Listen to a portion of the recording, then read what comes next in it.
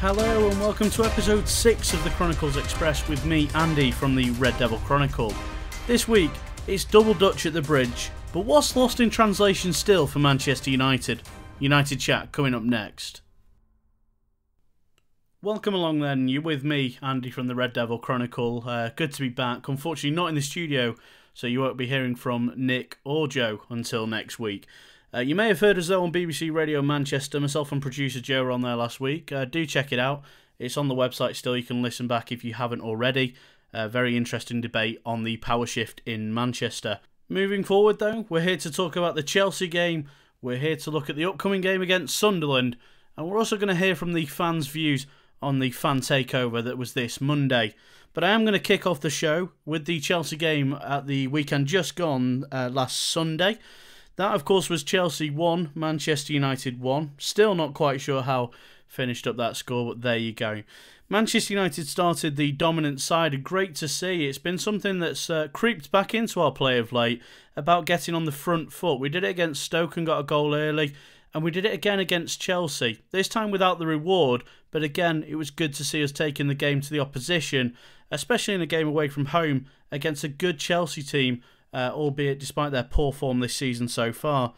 And we should have taken advantage of the good opening spell as well. We could have been at least a goal up, really, in the opening stages of that game. Missed a couple of good opportunities. Courtois as well was very good on the day. But that was classic Manchester United for me. I remember the frustration used to be in the Manchester derby, in particular in years gone by. We always used to start the game really quickly in the derby, and we'd never score a goal. And then out of nothing, 20-25 minutes in, City would always catch us on the break and they'd go and score a goal from nowhere. And that was sort of how it was feeling at Stamford Bridge watching it on Sunday. Thankfully, that didn't come into play and Chelsea didn't score until the dying embers, as we well know.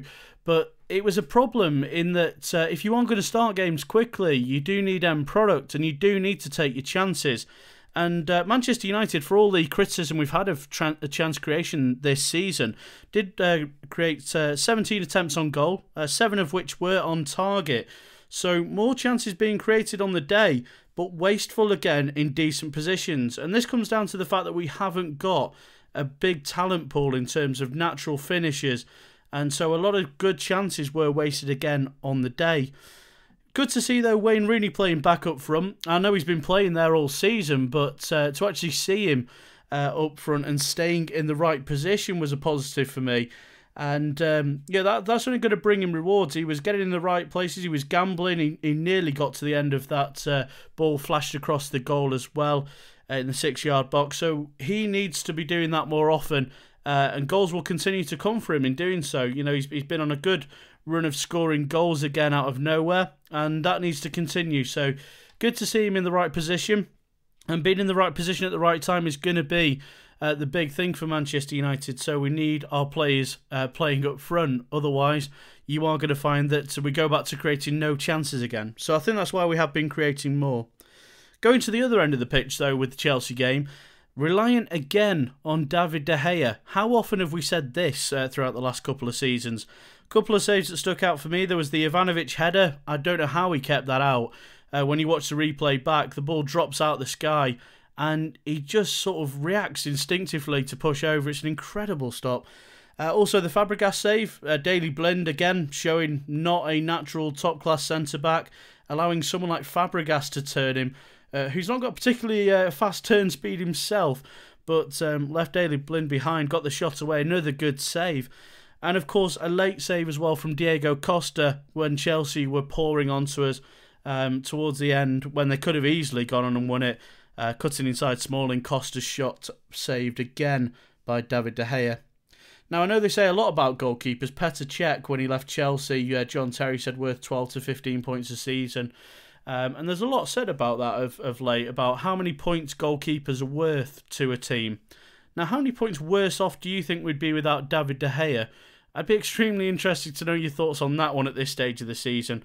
Would we still even be in a battle for top 4? Because, in my opinion, when you watch some of these games back where we've got away with draws, scraped the odd win here and there, without a couple of vital saves from David De Gea, that game would have gone a completely different way. Not with someone like Sergio Romero in goal even, but with someone like Victor Valdez as the backup keeper that we did have. So I think he really has saved us a heck of a lot of points, and I really think we've got him to thank for that. We're not in a really bad position again, a sort of David Moyes-esque Europa League scramble, shall we say. So let us know at We Follow United your thoughts. How many points has David De Gea saved for you this season for Manchester United? Some other individual players worth a mention on the day during the 1-1 draw, which was overall a disappointment considering the dominant start and considering that we set up well and really should have taken the 3 points. I want to mention some good players on the day first of all, get some positives in there. Jesse Lingard, he's taken a chance that was given to him out of nothing really. He's a little bit trigger happy, and he is going to be snapping at chances a little bit. I know he's 23, so he's not particularly young, but this is a big chance for him. This is sort of the moment in his career where he needs to turn it on, or he's going to disappear into sort of oblivion, really. So he is going to be a little bit trigger happy. He's going to snap at chances, but unbelievable technique showed in the goal that he scored. What a finish that was. You can watch that one back plenty of times. You could have had 2 Courtois in goal for that one and a David De Gea, and it was still going in the back of the net. It was some finish, and deserved as well. He was okay on the day. A good performance from him.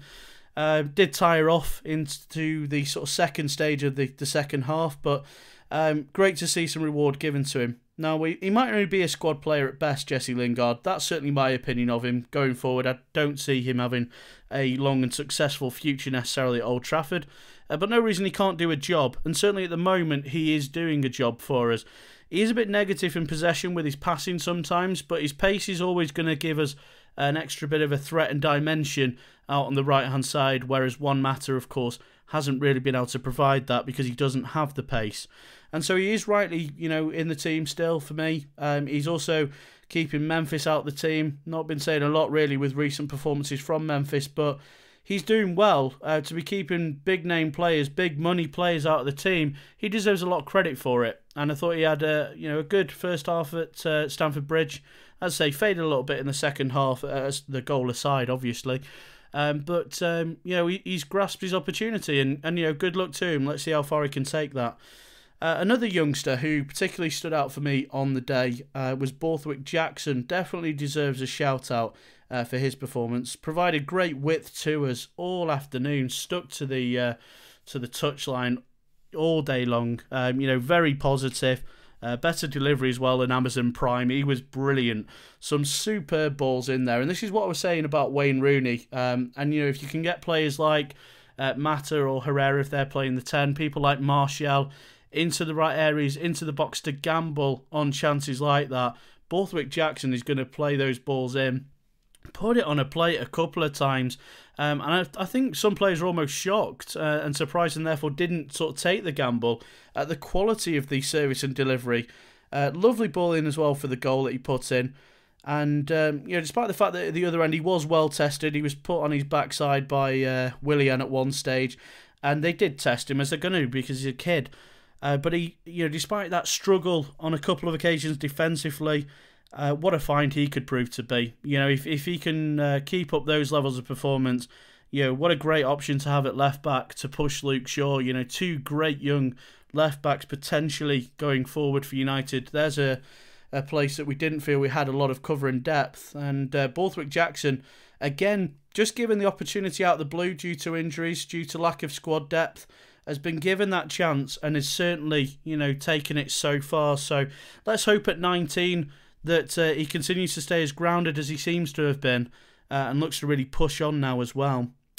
On the bad side of things, players who had not necessarily a bad game as such, but because the game itself I thought was played very well by Manchester United and a lot of positives to take from it. It was another good performance in my opinion, just a bad result.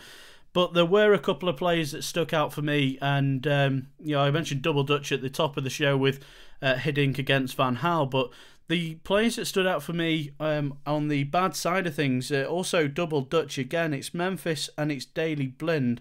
Now Memphis, it's obvious why I've put him in there, as you'll all know from seeing the game. He was brought on to freshen the game up on Sunday. Give the team some fresh legs, and to take a chance to kill the game off. Now, he got himself into that exact position as the clock ticked on to 90 minutes. 1-0 up on the right-hand side. United on the break, really, with more players up front seemingly than Chelsea had back, looking at the pictures. And he really should just be playing that ball straight into Schneiderlin, edge of the area, and that should have been 2-0. That would have been game over without a doubt. What he decided to do, for some reason, is play a through ball. Now, whether or not he was playing FIFA in his head and he just pressed the wrong button, just pressed the pass button, he pressed the through ball. I don't know what he did, but it was such a really simple pass to make. A terrible error. Obviously, the ball goes through to Courtois. And then I think what makes it worse is the fact that he didn't really then track back. It was really sort of lazy from him. Very lackadaisical approach, which is what he seems to have had all season. I don't know if it's his attitude or whether he doesn't have the work rate, but you saw him half jogging back. It wasn't really committed to get back in behind the ball, and I think that made it worse. The pass was bad enough, but then the fact that he didn't get himself back in, looked to put a tackle in, looked to win the ball back. I think a lot of United fans would have accepted the mistake a little bit more. We like to see a trier at Old Trafford at Manchester United in a game. And so I think if he'd have tracked back, and even if he'd have given away a free kick, got booked or whatever, take one for the team, just try. I'd be looking for my player to be charging back, putting the tackle in, looking to win the ball back. He didn't do that. Daley Blind, then the other one that I want to give a quick mention to on the sort of worst side of things. His decision-making that led to the goal, I thought was pretty poor, and obviously it led to the slipping and moving forward, which obviously put Costa in then for the goal. Now, if he'd have stayed in his place, that wouldn't have happened. If he hadn't committed to make that move and tried to be a little bit clever and read the ball and just stayed where he was. Yes, he was in a 2-on-1, which, I can understand, and I will defend him to that point. It was a difficult position for him 2-on-1. And that's because the game had been stretched, because we didn't really get back into any sort of shape. But I just think from that point of view, if he stays where he is, there's no clean run through on goal. And the fact that he commits to try and win the ball back and ends up slipping, ends up with us conceding a goal. So, I'd put it in for that. And I also, as I mentioned earlier, the Fabregas turn as well. He should not be letting players turn him that easily in the box. So that's why I put Daley Blind in there. Do you agree with the plays that I put in there to mention the too good, too bad, dare I say? BBC will be on to me about that. But 2 good players and 2 bad players from the game that I picked up on in particular. There are plenty of other good performances in there, as I say. Plenty of decent performances. Martial, as always. A couple of really good shots. Always very positive again. But what do you think? Who were the better and the worst of it for United on the day? Let us know. Now, what I'm going to add to my criticism for Chelsea's equaliser over and above what I mentioned about Daley Blind is that we actually had 9 men behind the ball before they scored, and yet there was no structure, as I say, or shape to the back line. If you look at it as we get back in, the ball comes across with Hazard, and at that stage, although we've been pulled a little bit out of position, we have so many players back there that it looks certain that we'll be able to defend out, without any real sort of realistic problems being given to us. But again, it comes down to this lack of leadership, in my opinion. There was no organisation because there are no leaders. Chris Smalling has been our best centre-back, best defender this season on a consistent basis. He's had a bad couple of weeks of it, but he is not a natural leader. And that's why we were saying during January, we've been banging on about it since summer, banging on about it again in the January window. Please get a top-class centre-back or a leader of a centre-back to go in next to Chris Smalling, so that if he's having a bad time of it, we've got someone else to support him. And we didn't do it again. So that's, again, a problem. Not enough organisation in terms of the squad. And it was a very amateur goal to concede in the end for the position we're in. But there you go. It was always going to be difficult to walk away from Stamford Bridge with all 3 points. I think anyone would accept that. With the way Chelsea were going to set up under Hiddink, he's done a very good job there, and I think very much mistreated in not ever really looking like he's going to be given a permanent role at the club. But, you know, they haven't become a bad team overnight, even though they've had a bad season of it. The problem I have is that we had the 3 points bagged up and we've dropped them, and we've dropped them hard. And it's going to impact, again, on our ambitions going forward. Possibly may impact on our confidence as well going forward. A win at Stamford Bridge on the back of that win against Stoke really puts a platform together. A very similar run that we've seen last year when we saw the Tottenham, Liverpool, Manchester City games. That sort of run that we went on, and then obviously the Fellaini goal against Crystal Palace that secured it. It had that feel to it. As we came towards the end of that Chelsea game, you thought, well, we've absolutely battered Stoke, who beat us on Boxing Day, so a bit of revenge there, and we looked really good, albeit that Stoke looked awful. And then if we'd have come away with the 3 points with the win against Chelsea, it would have seemed like things were coming together. I would have felt a lot more confident in terms of our position for top 4 going forward. So, like I say, a good performance to sum it up, but a bad result again. And how many times have we said that? It was thankful that we were able to say good performance at least, but how many times have we been on the wrong end of the result in the end of it? And to draw that game really was appalling. That's all I've got to say on the Chelsea game. I'm going to move on to a couple of fan opinions before we take it on to more of your opinions in the fan takeover. We've got a few in here. We always ask for your one-line reviews and score out of 10 for the performance in the Premier League games. And so for this one against Chelsea, we've had one in here from Cogsy666. Scored the goal and sat back too deep and invited them on. 6 out of 10 from him. It was a problem again. Yeah, we did sit too deep, but we didn't organise either. No structure led to problems. At C Clay 1978 United says signs of further improvement, but a little naive play late on. 6 out of 10 from him. Copious Opium, 2 lapses of concentration cost us a win against a team that are still full of top players at home. 7 out of 10 from him. Agree wholeheartedly with that one. And at Big C 75 says, we look good, but as all season long, our failure to take chances cost us. 7 out of 10 from him. And that's a point that I raised earlier on. The fact that we don't have enough options up front that can score a goal. We've got really back in form. We've got Martial who can score a goal. Juan Mata occasionally chips in, but not enough. And players like Memphis, Herrera, whoever else who's played in that position, there aren't enough options in terms of genuine talent that you see scoring goals on a regular basis. And that is really a big issue for Manchester United. And speaking of big issues, we're going to go into more of those in depth next. We've got all the big questions posed from this Monday's Fan Takeover, and that's coming up next.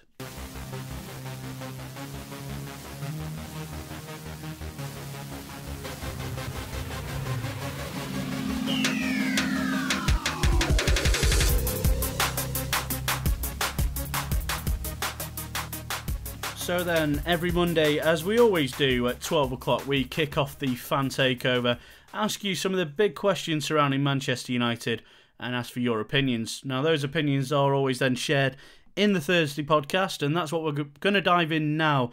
So let's get straight on. We've got plenty to get through, as always. Just going to kick on with a little bit more about the Chelsea game, just to hear a little bit more of the fans' thoughts on a couple of things around that game. From the weekend. We asked you first of all on the Fan Takeover then this week, who do you blame most for Sunday's draw for the Chelsea result? The players or Louis van Gaal? Who was most to blame? 74% of those of you who voted on this poll said it was the players that they blamed, and I agree with that entirely. It was individual mistakes that seemed to be the key on the day, in my opinion. Van Gaal had put out a team that had done the job.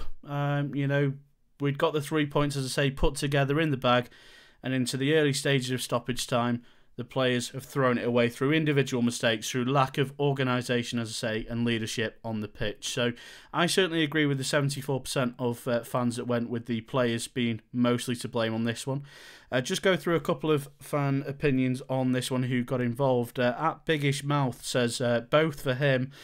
He can't split it, but LVG's stubbornness and clueless tactics earlier in the season, as well as decision not to replace strikers, a major reason for that.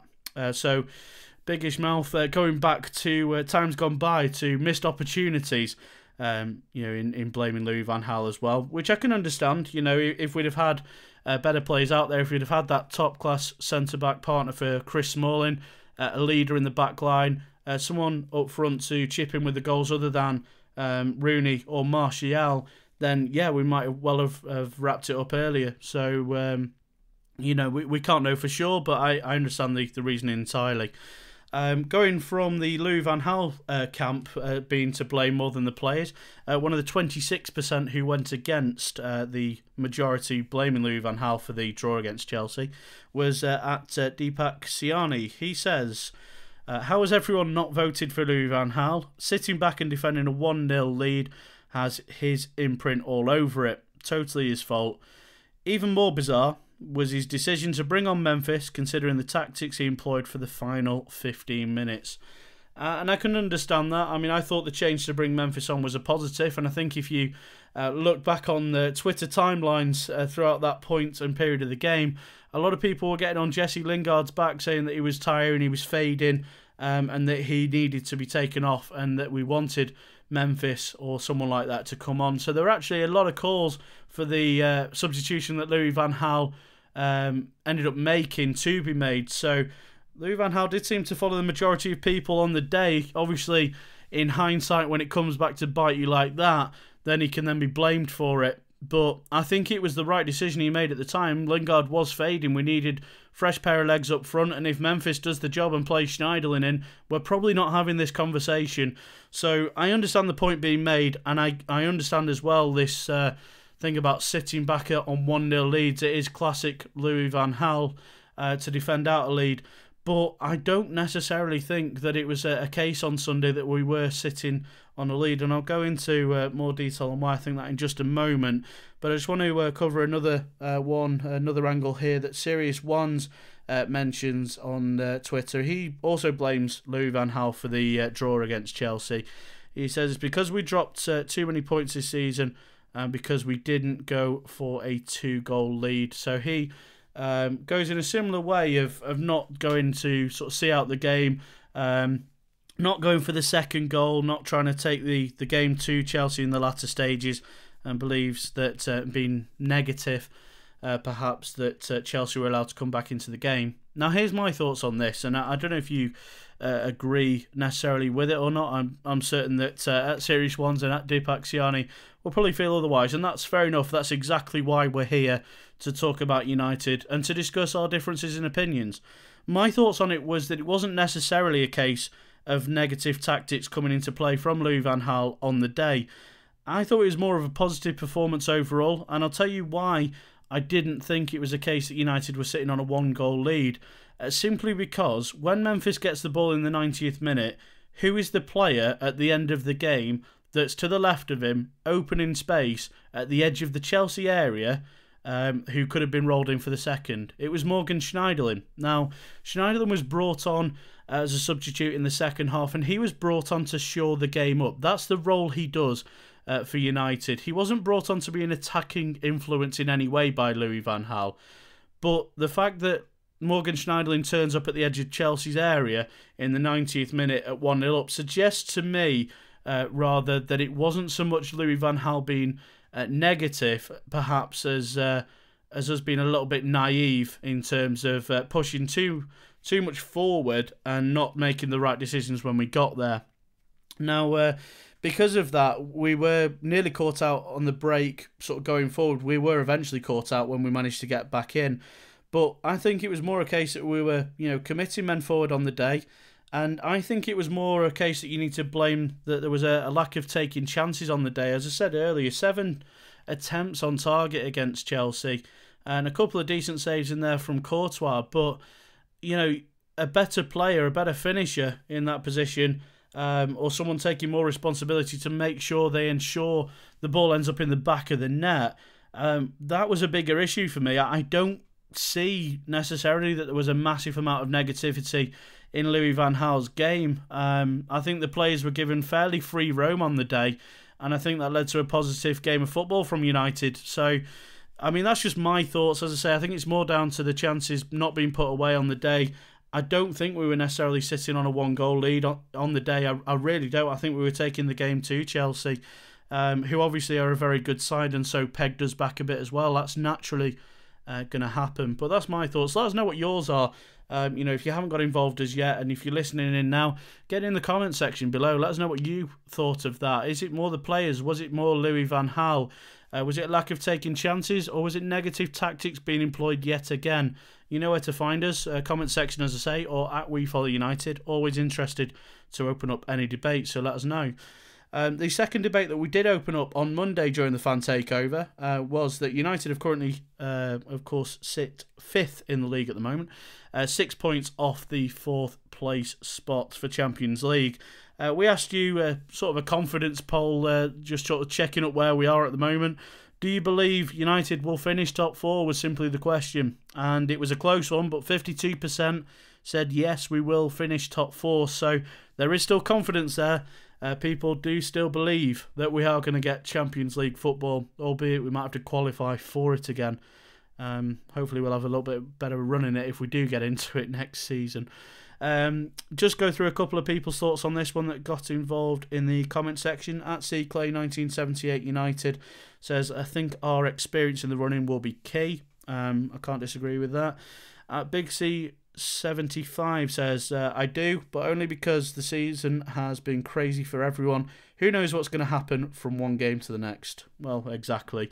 But I must be honest with you, I'm leaning still more to the 48% who said no, who don't think we're going to finish top 4. And that's purely because of one question. Who are we replacing in the current top 4? Everyone probably thought it was going to be Leicester, realistically, around Christmas time. I think everybody was still writing Leicester off Christmas and New Year, thinking they'll fade off, and the 4th spot there is still going to be up for the taking from Leicester. Now, they don't look like they're fading at all, and although they might not win the Premier League, which at this stage would be incredible, we're not going to win it, so I'd love to see someone like Leicester do it if we're not. But I still think they might fade off to a degree. I still think they're going to end up in the top 4, though, comfortably at this stage with the running they have. After the Arsenal game, they've got through their really tough period and they've come through it with flying colours again, so no reason to doubt them dropping out. Tottenham have gone about their business quietly, currently sat in 2nd, looking really good. Pochettino is building something excellent at Spurs. I'd love to see him at United. Personally, he'd be my choice. I do believe there's a managerial special coming up from Red Devil Chronicle when we're back in the studio in the next week or two, so listen out for that.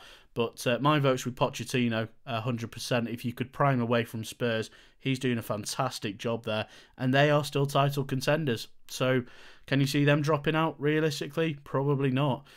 Same for Arsenal and same for Manchester City. Both been through blips, as you would only expect with Arsenal, and as you would only probably expect with Manchester City.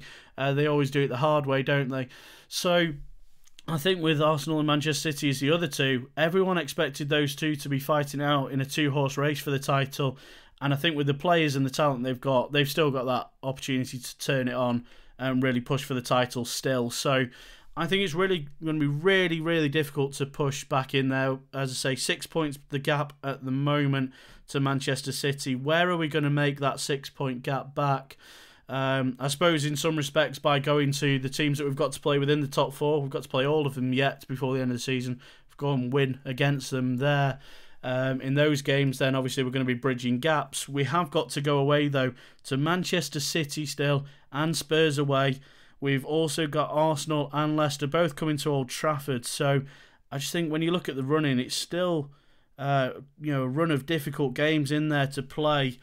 And all 4 clubs, in my opinion, have looked much better than us for the majority of the season. Albeit, as I say, a couple of them have had blips and spells where they've been off the boil. Still think they've looked much better than us. So I'm still concerned. And if you have voted yes in that poll as well, again in the comment section below or at We Follow United, let us know who you think we're going to replace. Which of those 4 teams currently above us are going to be slipping out? If we are making it, who are we taking out? Interested to know your thoughts on that one. I personally am still a little bit worried about that one.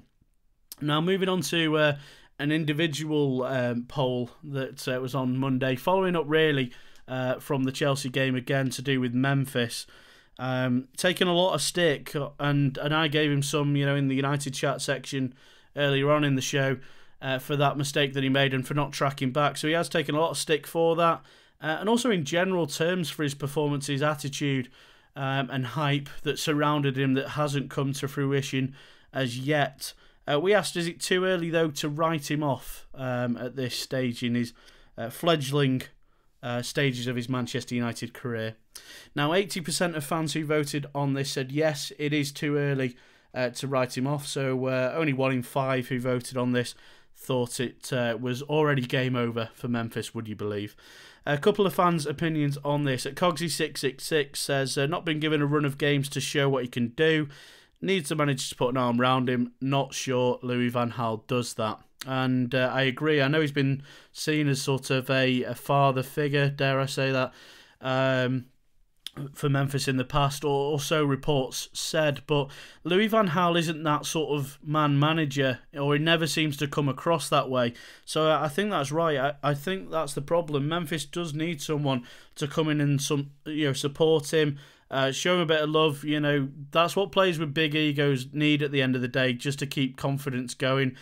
But would someone then like Mourinho or Pochettino or someone like that coming in to replace Louis van Gaal be able to do that? Would they support him better?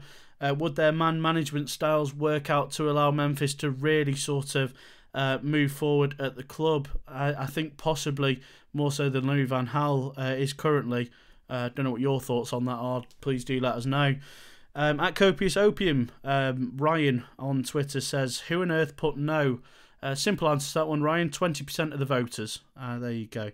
At STV Joe says, a number of defenders had shaky starts and recovered after signing, but how many forwards have done the same?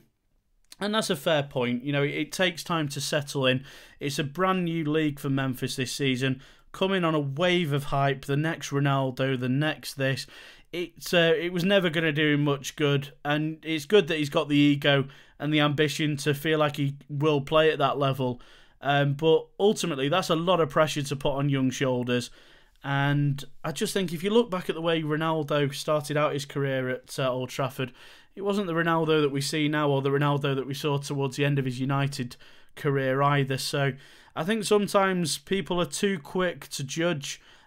People expect things too quickly in life these days. And I think it's because rather than seeing players progress and develop into their sort of peak of their powers, sort of 27, 28, and having 2 or 3 really good seasons, in the last sort of 5-10 years, we've seen an influx of players that have developed early on in their career. I'm thinking players like Wayne Rooney, Cristiano Ronaldo, the obvious one, developed into a world beater still at a very young age. Even players like Ross Barkley now. We see a lot more players coming through, and young talent excites. And because young talent excites, it also brings a lot of expectation. And when those expectations aren't immediately met with the sort of immediate gratification that people are after these days, they get slated and they get put on the back burner, and suddenly they're frauds. And you see this sort of thing aimed at a lot of young players these days. Harry Kane had it in the early stages of this season after a phenomenal first season. I really like Harry Kane. I've said a lot of times that I think he's a really good player to look at for the future for United and for England in general. And a lot of people writing him off because he didn't hit the ground running in his second season, and calling him all the usual stuff. So I think players do need to be given time. And I think given that time, Memphis will develop. Nick has an interesting thought on this, we'll go into more detail on for next week, but he thinks a loan move for Memphis might be the best thing. I don't know what your thoughts are on that. Where would you send him as well? If he goes back to PSV, is he going to come back? If he goes to another Premier League club, would he want to come back to United, or would he settle in at a level that's more appropriate to him right now and maybe develop into something better? Who knows? And in the fan takeover this week, aiming a question at another player within the squad, a more established player, a more experienced player. It's Juan Mata. I asked this week, does Juan Mata offer enough on the field to justify his position in the first team? Now, 74% of fans who voted on this said yes, he does. I very carefully put the words on the field in there because I know he's a very popular character, and I wanted to try and make it clear that we're not talking about Juan Mata as a person or what he's capable of, but what he's actually doing on the pitch at the moment. And that's why I asked the question. Now, almost 3/4 of the fans think he is that voted on this, and that's fair enough. We're all entitled to our own thoughts on that. But why did I ask this? I asked the question because we signed him for 37.1 million from Chelsea. That's not a cheap player, and I'm not sure that we see enough in terms of a return on that or value for money for a player worth that much. And for a player as well, of course, let's not forget, that was twice player of the season for Chelsea for his club in the Premier League as well in his 2 seasons there. Now, what I will say for Juan Mata is that he's got 19 goals in his 73 league games for Manchester United, which is actually slightly better than his record at Chelsea in the league, which was 18 in 82. So we know he has chipped in with the goals in the past. No issue with that. It's good to have that support. I personally still think he should be doing a little bit more in that department, but he has done it in the past and scored some important goals. But I wondered whether or not he actually offers enough in other areas of the team. What I mean by that is in terms of assists, being as he's supposed to be, or sort of number 10. The likes of comparable players, Mesut Ozil, David Silva, Oscar probably would be the comparison at Chelsea currently. And I just wonder if he, does he provide enough in terms of assists? Does he create enough chances? Is he positive enough? And is he accurate enough in creating chances as well? So I had a look into this and I compared stats from the 2013-14 season, the 14-15 and the 15-16 season so far. So the last sort of 2.5 to 3 seasons so far. And I just had findings on the average per game in certain areas. Now, this is what I found from looking at his average per game. Mata's highest averages in terms of his total passes per game, total forward passes per game, his assist rate, chances created, and even the successful percentage of players that he takes on in a game were all highest during the 13-14 season, during those 15 games that he played for United in the second half of that season. So that half a season he was at United was when he was at the best that he's been in those particular areas for the club. Now that's interesting that all those stats now have decreased. They've all been lower for last season and this season than they were in the first part of his career. The only stat, in fact, that came back higher of any note that I noticed there was his pass completion rate, which was only 1% higher last season than in the 13-14 one. So it's an interesting one, that, and I think the fact that he's a fan favourite at the club, obviously a nice guy, he has his blog, etc. He does a lot for the club, which is great.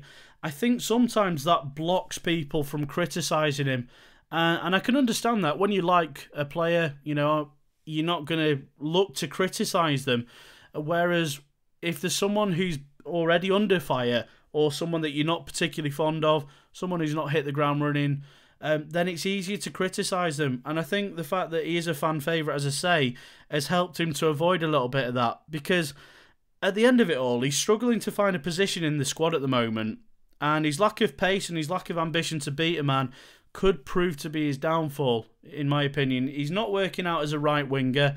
Yes, you could say bring him centrally and get players around him, build your team around him, and he'll do it. But he's had auditions in that role, and although I think he needs to be given more of a chance, he's not proving it to the level that he did at Chelsea, and not proving it at the level that we expected when he came across to the Premier League initially from Spain, hyped up, to be one of the next big players in the game. I don't think he's ever reached that mantle at Manchester United, and I don't know if he ever will.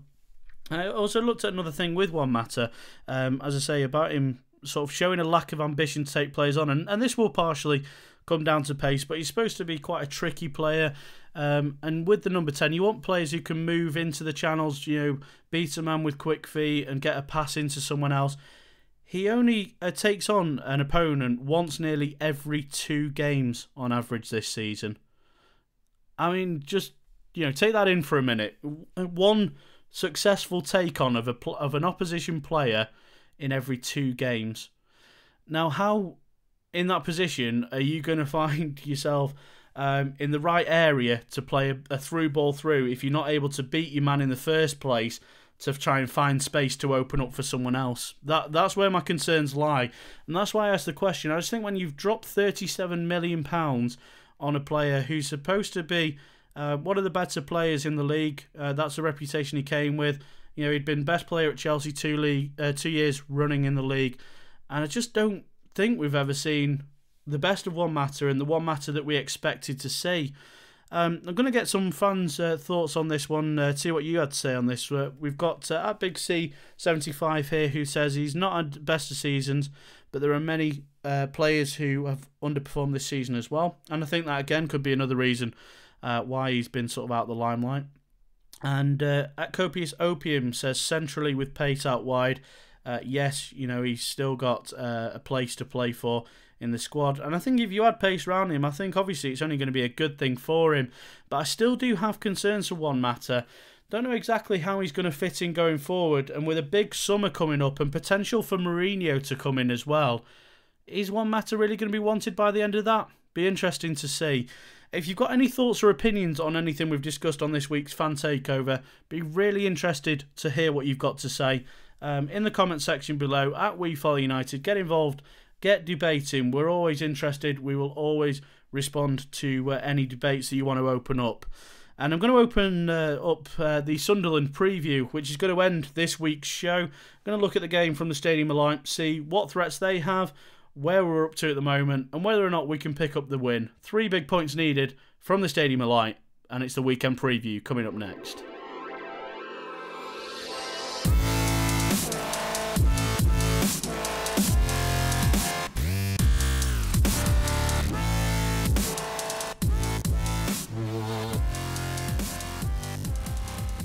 It's 12:45 Saturday afternoon. It's Sunderland versus Manchester United at the Stadium of Light. Another big game for both clubs. Sunderland, of course, struggling towards the bottom of the league, looking to survive under Big Sam. Manchester United looking to push on and try and get a top 4 position locked up. Going to have a quick look through some of the stats, the form of the two teams at the moment, where Sunderland's threat lies, how I would personally set up against Sunderland, and also going to get score predictions opened up as well, which you can get involved at WeFollowUnited through our Twitter page. Now, starting with Sunderland, might as well get kicked off with them, being as everyone knows plenty about United's season so far. Sunderland currently 12th in the form table overall during their last 6 games. In their last 6 games, though, at home, they're 18th in the form table for home games. So quite a drop there, showing perhaps that they're better away from home at the moment than under pressure from the fans. And we all know what the fans up in the northeast can be like when things aren't going their way at Sunderland. Now, looking at their recent form at home, 2 wins in their last 6 at home for Sunderland, coming against Stoke and Villa. They've lost 3 of the other 6 and drawn the other 1. So not particularly inspiring form by any means for them at home, but a couple of spirited performances in their last couple of games that we've seen. Of course, there was the 2-2 draw from 2 down at Anfield against Liverpool, and they gave City a tough time in their last game at the Stadium of Light in that 1-0 defeat last time they were at home. As I say, Sergio Aguero, the difference between the sides, as he often is for Manchester City during that one. Now, in terms of Sunderland's threat to us, there is one main threat, that is for sure at the moment. It's Jermaine Defoe, without doubt the main man to be looking out for on the day.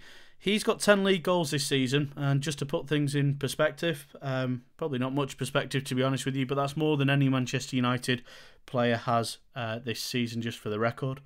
Left back Van Aanholt as well, Patrick Van Aanholt, of course, former Chelsea player, also providing good support of late. Suddenly got into some goal scoring form out of nowhere. He's chipped in with 5 league goals. He's their second top goal scorer. That's just 2 less than Wayne Rooney for the record there as well. So they have got a couple of goals in them in certain areas, and strange one that a lot of them come from the left back position. The good thing about the left back position is that Patrick Van Aanholt, although going forward has been fairly good of late, has been absolutely woeful going back the other way, so that's something we should certainly look to exploit. But Jermaine Defoe, out of nowhere, has come back from over in the States, playing for Toronto. It was a bizarre move to Sunderland at the time, and I think a lot of people thought he was past it and beyond it. I was certainly one of those, who thought, well, he's going to chip in with the odd goal. He's a Premier League proven goal scorer, but he's really been on fire of late, and we really need to watch ourselves with him in the squad as things currently stand. With his form, of course, got the equaliser against Liverpool. Great finish in that one. How do Manchester United stack up then? Well, currently 4th in the form table overall over our last 6 games. If that doesn't tell you a lot about this season, I don't know what does. But in terms of our away form, we do drop down. We're 9th in the form table for away games as things stand, and only 1 win in our last 6 away. Pretty abysmal stuff. The robbery at Anfield, of course, was that win. We've drawn 3 of the others and lost the remaining 2. Those losses coming back-to-back against Bournemouth and Stoke. So at least being positive, we've not been beaten away in 2016. There's a record I hope that we don't lose on Saturday now, I've just said it. But we have played well in our last couple of games, against Stoke and against Chelsea, as we've covered during the show. Unlucky not to get maximum points really, but to get 4 points out of the 6, not bad, and still represents another chance to make sure that we're staying in the race and in the hunt for top 4 as well. I would line up as follows for the Sunderland game, with David De Gea in goal as always. Back 4 unchanged of Darmian, Smalling, Blind and Borthwick Jackson, who absolutely deserves to keep his place in the squad at the moment at left back. I'm going with a midfield 2 of Schneiderlin and Carrick. We do tend to win when Carrick plays, and vital experience away from home will only be a good thing. On top of that, Morgan Schneiderlin, I don't know who he's murdered at Old Trafford of late. Can't understand why he's not been getting more regular game time, but I'm definitely bringing him in for Fellaini for security in midfield. If we totally boss a midfield in that game, I think we easily win it. So Schneiderlin and Carrick, bring it in. Just make sure we keep the midfield strong.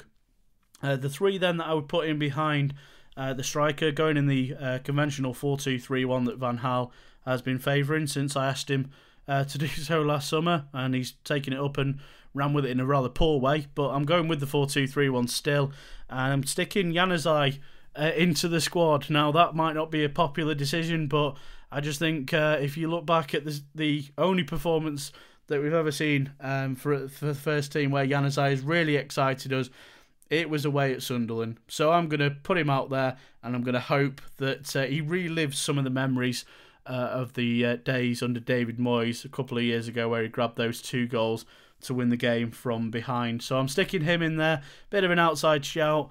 Don't think Memphis is good enough still. Don't think Pereira's going to get a look in whatever he does. And Jesse Lingard, as I say, he's a squad player. He's a little bit too negative on the ball for me. I think we need to take the game to Sunderland. So let's re-spark Adnan Januzaj and hope for, as I say, old memories being relived. Next to him, I'm putting Herrera in the number 10. I'm going to drop Mata. I'm going to free Ander Herrera from his cage and give him another audition in that role. Very creative, good player, as we well know.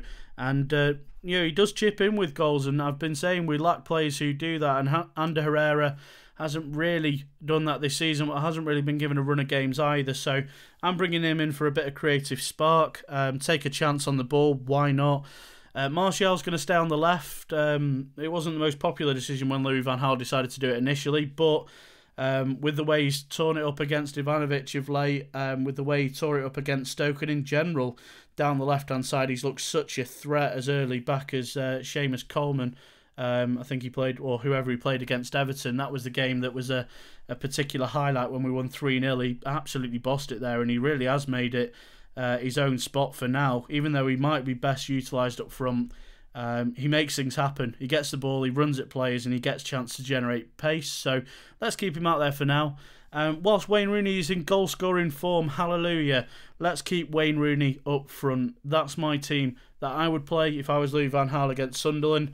If you've got any changes to make, and I would expect at least one player to be switched out by quite a lot of you, especially producer Joe, that's who I'm going for. But let us know yours in the comment section below. What 11 would you set up to beat Sunderland on Saturday afternoon? Do you agree or disagree with my squad selection, formation, etc.? Ending the weekend preview and indeed the show for this week then with score predictions. Please get them in on Twitter if you haven't already at We Follow United. It's our pinned tweet. It will be pinned until kick-off of 12:45, so get them in. You get a point if you get the right result, and you get the 3 if you get the result and the correct score as well. So let us know what yours are. I'm going to put mine in now for you to end the show. I'm going to be positive. I'm going to go for Sunderland 1, Manchester United 3. I think there's goals for us to be had there.